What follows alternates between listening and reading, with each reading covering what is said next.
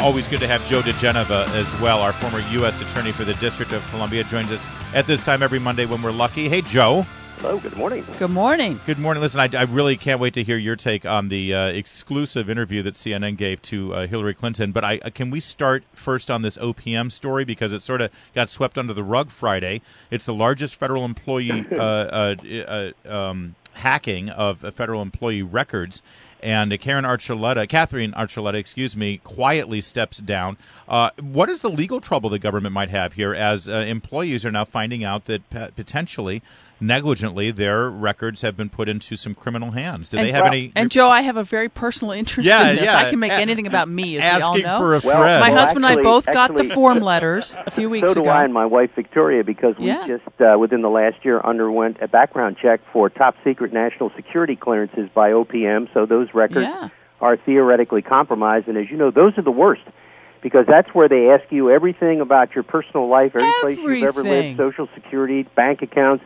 So while I'm not a member of the union, I'm perfectly prepared to file my own class action against these clowns at OPM. But what this is about government being too big. Yes. Nobody oversees OPM. OPM is a law unto itself. It is one of these appendages of the U.S. government, personnel. Now, can you just imagine the Office of Personnel Management? And, of course, their security system and their technological systems are basically 19th century security systems. The woman who ran the agency, Archuleta, I don't know if you saw her testimony. It was more embarrassing than the IRS commissioner, if you can conceive of that, Mr. Koskinen. Oh, let's remind everybody. Here's a moment, one of my favorite moments. Here it is. I don't believe anyone is personally responsible. I believe that we're working as hard as we can to protect the data of our employees, because that's the most important thing that we can do. And I take it very seriously. I'm angry, as you are, that this has happened to OPM. Yeah, Joe, other than I first learned about this when it was reported on CNN. That's sort of the Obama administration's response to any scandal that hits them. I'm as angry as you are. We're doing everything we can, but no one's responsible. And remember, the president is the closest thing to a Jew we've ever had in the White House, as he says. So, look, this is an example of bad management.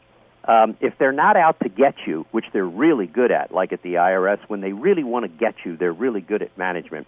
When they're just trying to manage the agency, that's when they're really bad. In other words, do the job that the Congress statutorily set them out to do. This is just an example of what happens when a government gets so big that it cannot be run by a few people. Yeah. This is going to continue to happen. The Chinese, by the way, are so excited about the information about our technology, our companies, our military, our intelligence, that they don't have to pay for it. They just come over and take it. Yeah, when this story first broke, I said, Dillinger said I rob banks because that's where the money is. And if you're a hacker and you want to get personal information, you go to the largest employer in America. And it's not IBM, and it's not GE, and it's not Disney. It's the federal government. That's where the records are. Can I just, Joe, can you circle back here? I didn't understand your comment about the president being the closest thing to a Jew. I didn't get that. What I'm saying was, this is typical of the kinds of statements that they make. When the president says he's the closest thing to a Jew that's ever been in the White House, that's how they answer criticism. Gotcha. They say non sequiturs. Yeah. Whether it's true or not, they're happy to say it. When Archuleta says no one is responsible, well, that's like where were you during the Holocaust in Germany? I know nothing.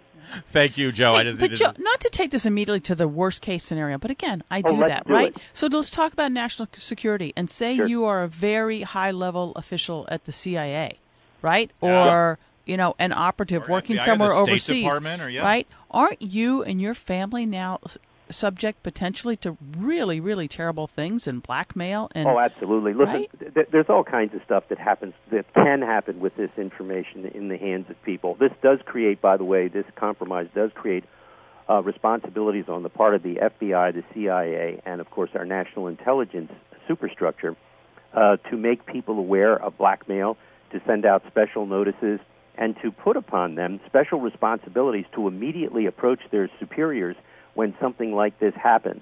But even worse than that, there's a lot of stuff that can happen to them that they never know about. The compromise of their own financial information. Right. It's really a terrible situation. And to watch Miss Archuleta testify, you really have to question what type of management training do these people get to be able to go up on Capitol Hill and give such inane testimony and think it's going to be accepted? Yeah. But, Joe, you and I have talked about this in the past. Stop on the word management. 20, 30 years ago, I'm not saying she's an expert in this, but 20, 30 years ago, if you were a subject matter expert on something, you could and probably deserved a fairly high-level job. Right. Say, State Department, Department of Defense, whatever. These days, if you can't manage huge organizations, you cannot be effective, and you shouldn't have those jobs. You should not be allowed to have a lot of the senior jobs in government if you don't have management experience and capabilities. Unless you're a CEO type, Well, I can tell you that it's pretty clear that most of the people running federal agencies, with the exception of the Defense Department, which I give the highest marks to on management, most of the government agencies are on autopilot. There is no management going on. It's a joke. The notion there is actual what's going on are seminars. They go and tell each other how to manage. They go to these retreats in Colorado. They talk about management sets, skill sets. Nothing ever gets managed in the federal government because the government is too big it's to true. manage. All right, Joe, I got to get you on this. Here's Breonna Taylor from CNN.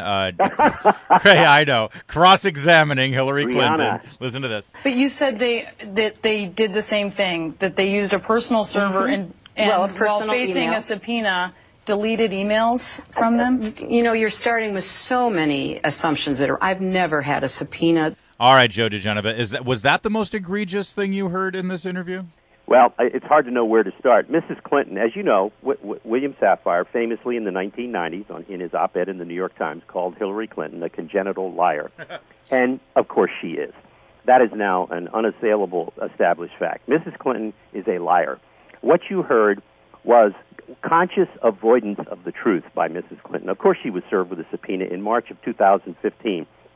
She was also on notice several years before that Congress was investigating this area and that document requests had been made of the State Department and all government agencies. She was well on notice because she learned it from Sidney Blumenthal, I'm sure. Sidney probably told her about the subpoena even if she didn't know about it. This is an example of how deflection has become Mrs. Clinton's number one goal. It's the, poo-poo, how dare you, piffle, something so insignificant. I didn't have a subpoena. Why? What's a subpoena? It's just something from Congress. This is the arrogance that has become the signature of Hillary Clinton.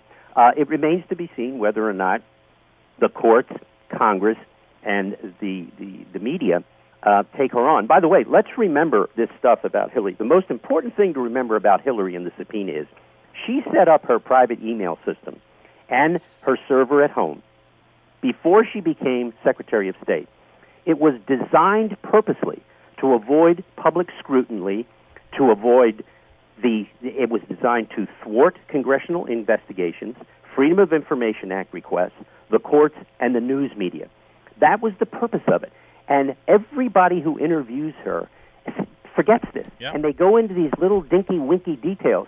But the most important overarching consideration is she purposely, with the assistance of Cheryl Mills and others, set up a record system that only she would control, and that therefore when she made those deletions from her email, no one was ever going to be able to find out whether or not she in fact deleted things that were quote-unquote personal. Joe, it's always good stuff, but we Great have to leave it you. there. Always good to hear you, Joe DiGenova, and of course we will continue to pursue the issue with Hillary Clinton, even if the mainstream media does not.